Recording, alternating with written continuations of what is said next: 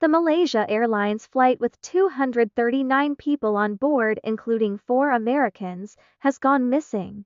For over a decade, the disappearance of Malaysia Airlines Flight MH370 has remained one of aviation's most haunting enigmas, a modern aircraft vanishing without a trace, sparking an unprecedented international search effort that spanned continents and oceans, yet yielded few definitive answers.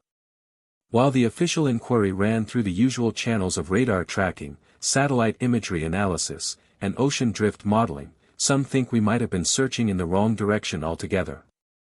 A harrowing example of that is the fact that a passenger's last message from MH370 was finally cracked, and it's horrifying. With fresh information continually stoking the arguments and spurring further search efforts, there's a sense building that we're on the cusp of unearthing the missing link to one of the globe's most mystifying tragedies. It's time to take a step-by-step walkthrough of what we actually know and where we are at. Over a decade has lapsed since Malaysia Airlines Flight MH370 disappeared into the dark sky, yet the world continues to be tormented by the open questions it left behind. This disappearance was not just a transport catastrophe, it was a humanitarian tragedy, a technological failure, and a moment that shook public faith in aviation safety regimes across the globe. On March 8, 2014, a typical red-eye flight from Kuala Lumpur to Beijing turned into a mystery so thorough that it destroyed families, mystified investigators, and revealed glaring vulnerabilities in international aviation surveillance. With 239 fatalities and no clear explanation, MH370 emerged not only as one of the longest-running enigmas in recent air history but also as a humbling reminder of how, despite an era of satellites and real-time digital monitoring, a large commercial jet can vanish into thin air. So, what do we really know? Let's go through the facts step by step. The aircraft, a Boeing 777-200ER, departed Kuala Lumpur International Airport at 12:41 a.m. local time. On board were passengers and crew from 14 nations, most of them Chinese nationals. The flight was scheduled to land in Beijing at 6:30 a.m., but just over an hour into the journey, something happened.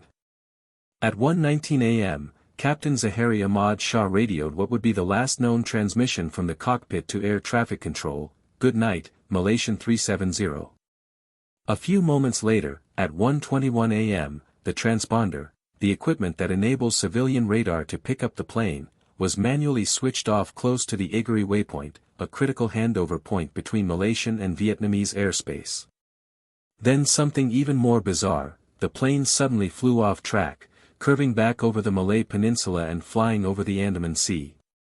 This bizarre diversion, pieced together afterward from military radar and satellite handshake records, went on without a single distress call, emergency beacons, or other radio contact. For a number of hours, MH370 flew on a strange course before vanishing over the distant southern Indian Ocean. Early search efforts concentrated on the South China Sea based on the assumption that the plane had remained on course. It wasn't until a painstaking examination of Inmarsat satellite data that the researchers understood the plane would most likely have flown for an additional 6 hours, in the opposite direction. This discovery precipitated one of the biggest and most sophisticated search efforts in aviation history, spanning more than 26 countries, state-of-the-art deep-sea technology, and maritime assets. But despite a year of searching, there was no breakthrough. It wasn't until July 2015 that a wing flapper had washed up on the island of Réunion, thousands of kilometers from where the crash was predicted to have occurred. This was the initial physical proof that the plane had concluded in the Indian Ocean. Following years, other debris, cabin panels, wing pieces, and engine cowling parts, was found along African coasts and on Indian Ocean islands. The principal wreckage, cockpit voice recorder, and flight data recorder, the infamous black boxes, are still missing. The loss of MH370 exposed disturbing vulnerabilities in air safety. Commercial planes are not always monitored continuously across international seas. There is no consistency in real-time position sharing among nations, and political or bureaucratic delays in the first hours of a tragedy can be fatal to search time. In MH370's case, there were hours of confusion about whose fault the lost plane was and where it could be, delays that intensely added to the anguish of the families. In 2018, following several unsuccessful searches, U.S. firm Ocean Infinity embarked on a privately funded expedition with autonomous underwater vehicles to sweep the seafloor. Their no find, no fee contract with Malaysia implied that they would only receive payment if the wreck was discovered. Though the expedition failed, it sparked renewed international interest. The lack of definitive answers has spawned endless speculation, from mechanical malfunction to hijacking, from catastrophic depressurization to intentional sabotage. Some believe the plane was deliberately rerouted and crashed in a remote location to prevent detection. Others have proposed much more radical explanations, ranging from secret military intervention to outright intergalactic encounters. But still, there's hope. Earlier this year in 2024, Malaysia said that it was open to resuming the hunt if good quality new leads are found. The Ocean Infinity firm confirmed it is ready to resume using more advanced underwater mapping technology. And so does the probability of finding the truth since technology is progressing along. Year after year, experts have come to the consensus that MH370 did not disappear due to a sudden technical failure. Rather, there is a carefully crafted plan by an individual well-versed in commercial aviation, radar operations, and international airspace. The first big hint is the exact shutdown of the transponder at 1:21 a.m. A transponder will not just fail quietly. It will have to be manually shut down from the flight deck. And at exactly the moment when Malaysian and Vietnamese airspace are handing over to each other, no accident. That is one of the most open to vulnerability phases of any flight, where live monitoring briefly lets up while one country transfers responsibility to another. Whoever shut down the transponder must have known this. The flight path of the aircraft also lends credibility to the theory of intentional control. Rather than heading on to Beijing, MH370 made a sharp turn, flying over the Malay Peninsula and into the Andaman Sea, avoiding mostly closely watched skies. No distress calls were made, and no emergency messages were transmitted. Other changes in course later in the flight, including a planned turn south into the Indian Ocean, indicate purposeful piloting. The plane bypassed direct entry into the Thai Air Defense Identification Zone by flying just beyond its boundaries while remaining over Malaysian-controlled airspace, action demonstrating awareness of local military radar coverage. Military radar briefly detected the aircraft, but no interception was attempted. This ghost flight lasted nearly 7 hours after contact was lost, behavior completely inconsistent with an uncontrolled emergency or autopilot malfunction.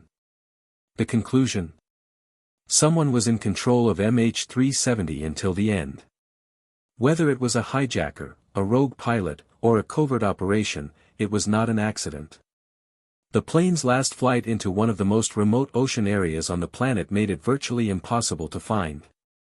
Despite a search area of more than 120,000 square kilometers and hundreds of millions of dollars spent, no primary wreckage was discovered. The ACARS, Aircraft Communications Addressing and Reporting System, is like the digital heartbeat of a plane, sending automatic status updates to ground stations every 30 minutes.